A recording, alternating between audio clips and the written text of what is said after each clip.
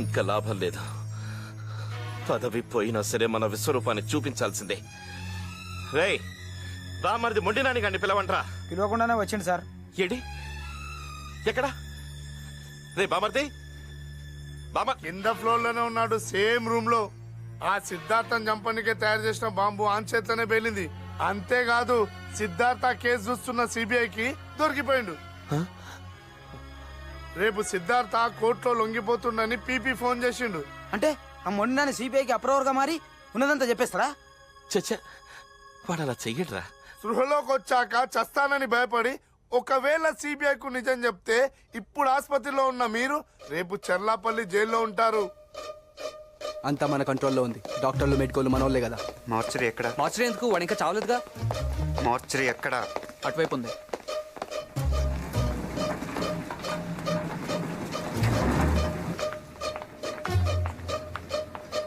వీడి అచ్చం మొండానికి పర్సనాలిటీయే. తాగి అరెస్ట్ చేస్తున్నాడని పెళ్ళమే చంపేసిందంట. బాడీయే కాదు, బయోగ్రఫీ కూడా సూటే. అంత క్లియర్గా రావచ్చా? ఐసీయూ ఎక్కడ? అటు నుంచి లెఫ్ట్.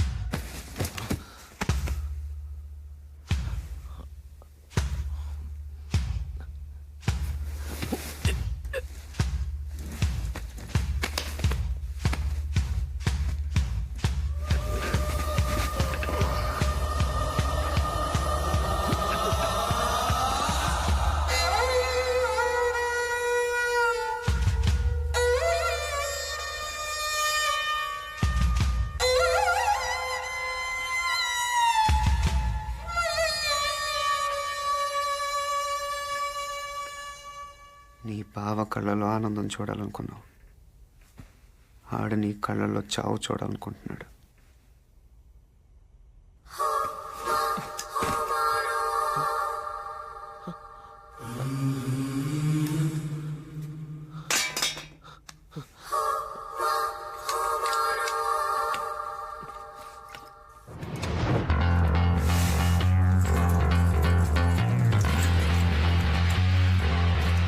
రండి, చూడండి. వాడు మొండినాని కాదు, ఎవరిదో శవాన్ని పెట్టారు.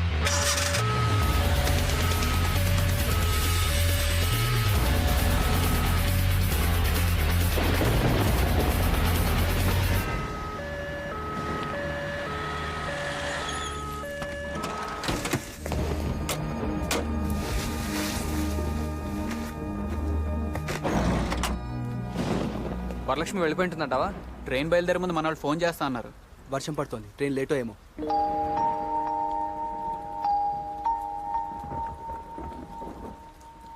ఈడిలాగే ఉంటాడుగా. మళ్ళీ స్పృహ వచ్చేది రేపు కోర్ట్ టైంకే.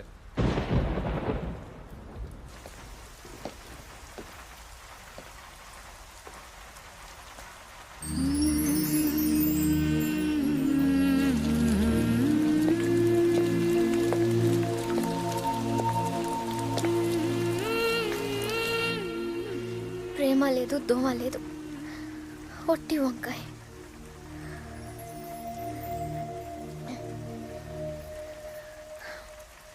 నేనేం బాధతో ఏడవటం లేదు, మోసపోయానని పశ్చాత్తాపడడం లేదు.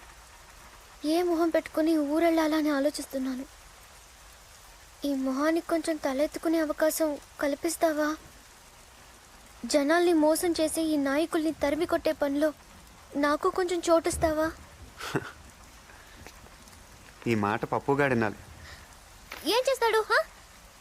అయినా వాడికి ఉందిలే. నీ చేతిలో.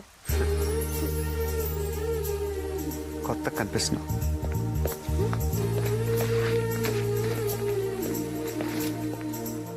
పదా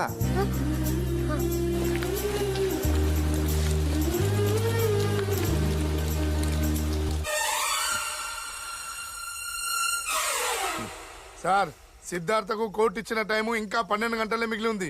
ఈ లోపు ఏం చేస్తారో చేయండి. ఇన్నాళ్ళు ఆ సిద్ధార్థ గాడి మూమెంట్స్ మనకి క్లియర్ గా తెలియలేదు, అందుకే వాడు మనతో ఆడుకున్నాడు. ఇప్పుడు వాడి రూట్ క్లియర్ గా ఉంది. రేపు ఉదయం కోర్టుకు వచ్చి తీరుతాడు. హైకోర్టుకు వెళ్లి అన్ని దారులని బ్లాక్ చేసి వాడికి స్పాట్ పెట్టండి. Charminar beach, Puranapul beach, Madina hotel, city college, ఈ రోడ్లని బ్లాక్ చేయండి.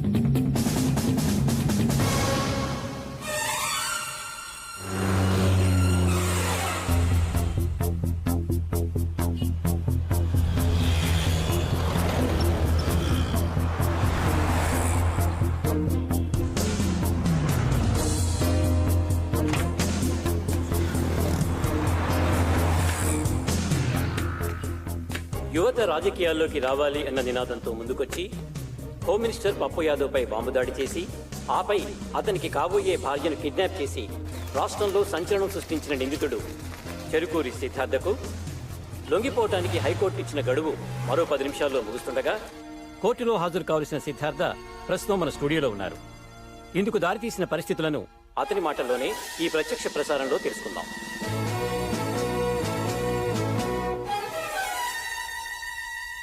కోర్టులో మీ ముందు బోన్లో నిలబడాల్సిన నేను ఇలా టీవీ ద్వారా కనిపిస్తున్నందుకు క్షమించండి యువర్ ఆనర్. నేను కోర్టుకు వచ్చేలోగానే నిజాన్ని చంపేయడానికి పప్పు యాదవ్ తన మనుషుల్ని పురమాయించాడు. ఇలాంటి పరిస్థితుల్లో న్యాయం చచ్చిపోకూడదనే ఉద్దేశంతో విచారణ వీడియో కాన్ఫరెన్స్ ద్వారా జరపమని వేడుకుంటున్నాను.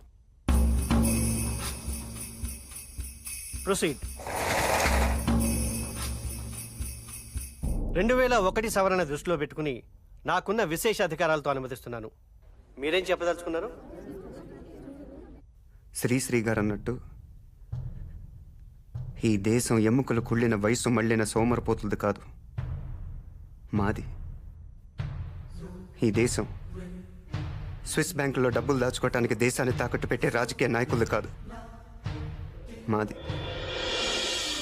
ఈ దేశం పోలీసుల చేతిలో ఉండాల్సిన తుపాకుల్ని ఫ్యాక్షనిస్టుల చేతిలో పెట్టి రౌడీ రాజ్యం చేయిస్తున్న హత్య రాజకీయవాదులది కాదు, మాది. ఈ దేశం తండ్రి చేస్తే కొడుక్కి, భర్త చేస్తే భార్యకి, అన్న చేస్తే తమ్ముడికి సీట్లు ఇచ్చే అవకాశవాద పార్టీలది కాదు, మాది. మా యువతరానిది. అని ఎలాంటి భూమి మాకు అప్పచెప్పాలనుకుంటున్నారు? రెండో ప్రపంచ యుద్ధంలో అణుబాంబులు పడిన తర్వాత పనికి రాకుండా పోయిన హిరోషిమా, నాగసాకి లాంటి భూమిన? కురుక్షేత్ర యుద్ధం తర్వాత ధర్మరాజుకు వచ్చిన నెత్తటి భూమిన? వద్దో, మాకొద్దు. మాకు సుజలాం సుఫలాం సస్యశ్యామలంగా కనిపించే భారత భూమి కావాలి. ఆ భూమి మాకు మిగలనిస్తారా? విదేశీయులకు అమ్మేసి మా నేల మీద మమ్మల్ని పాలేరు చేస్తారు. ఒకప్పుడు చేలో వరేస్తే ఇంత ఆదాయం వస్తుందని, పళ్ళ తోటలైతే ఇంత లాభం వస్తుందని అందరూ ఆశపడేవారు. రాజకీయాల్లోకి వస్తే దిమ్మ తిరిగిపోయే ఆదాయం వస్తుంది అనుకుంటున్నారు. ఒకప్పుడు పోలీసులను చూస్తే సామాన్యుడికి భయం, ఇప్పుడు పొలిటికల్ లీడర్స్ని చూస్తే పోలీసులకు భయం. రౌడీలు, గూండాలు చేరి రాజకీయాలను రణరంగంగా మారుస్తున్నారు. సామాన్యులు రాజకీయాల్లో అడుగు పెట్టాలంటే భయపడుతున్నారు.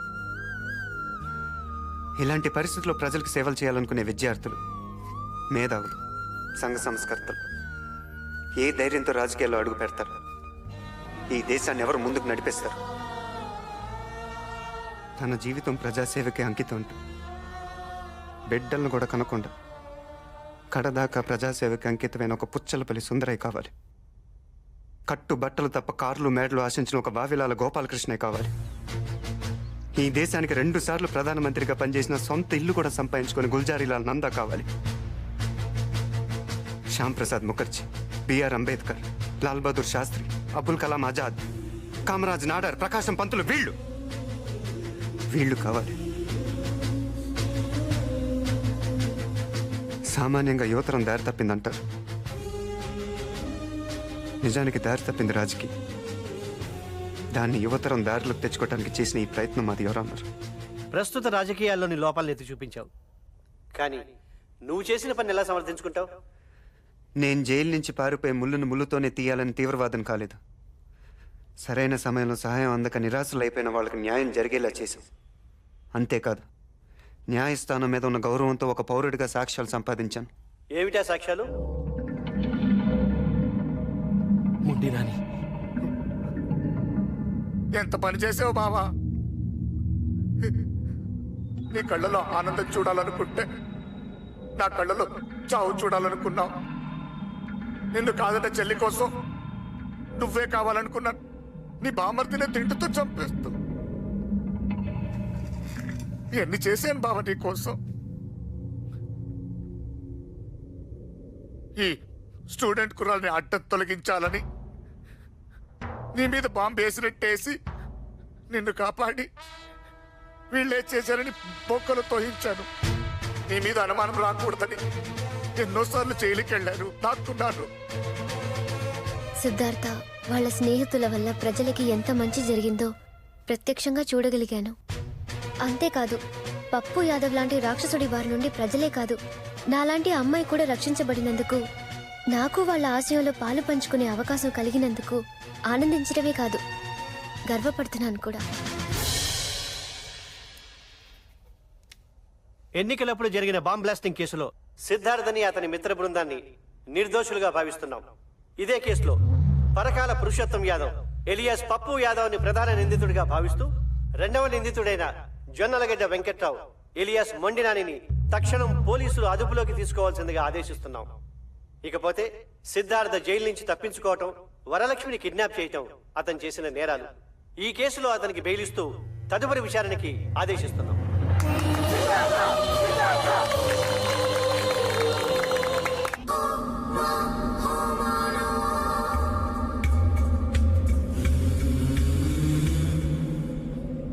ఇది నా ఒక్కడి గెలుపు కాదు, మనందరి. ఆంధ్రప్రదేశ్లో ఉన్న అన్ని యూనివర్సిటీ స్టూడెంట్స్కి ఇదే నా పిలుపు. రండి, రాజకీయ గోండాల్ని తరిమి తరిమి కొడదాం. ఏం జరిగింది తెలీదు. Blood, oh my God. Ambulance ambulance phone చేయండి. టైం లేదు, బండి రెడీ చేయండి. ఏం జరిగింది? చక్రి కలుదురు. చక్రి నీకు లేపండి. చక్రి నంచాడు. చక్రి నీకేం కాదు. చక్రి నంచాడు. నంచాడు. నంచాడు. వరలక్ష్మి కనపట్లేదు. చక్రి కలుదురు. కళ్ళు తెరవరా. నీకేం కాదురా. నీకేం కాదురా. పప్పు యాదవ్ నుంచి ఫోన్. నీకేం కాదురా. కళ్ళు తెరవరా. బండి వస్తుందా? వస్తుందిరా. పోయాడు. వాడొక్కడే కాదురా, మీ అందరి గతి అంతే. ఇప్పుడు చూద్దు గాని, ఇన్నాళ్ళు వరలక్ష్మిని అర్థం పెట్టుకుని నన్ను అడిచావు. ఇప్పుడు అదే వరలక్ష్మితో నిన్ను అడిస్తాను. ముట్టారా చూసుకుందాం రా.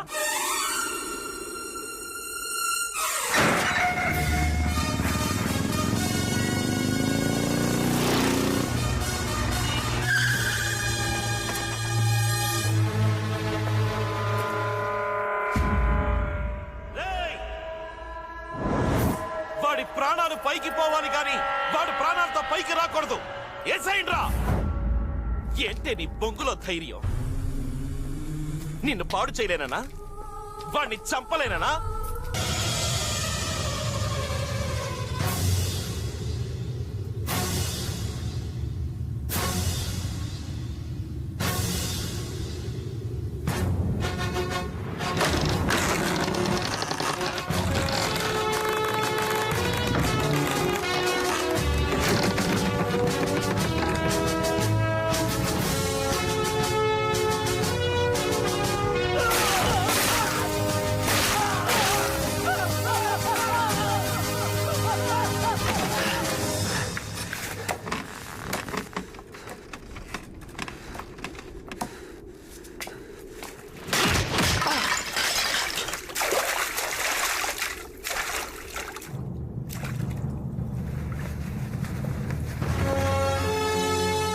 యుద్ధం తప్పనిసరైనప్పుడు రాముడు సైతం సైనికుడై పోరాడక తప్పలేదు.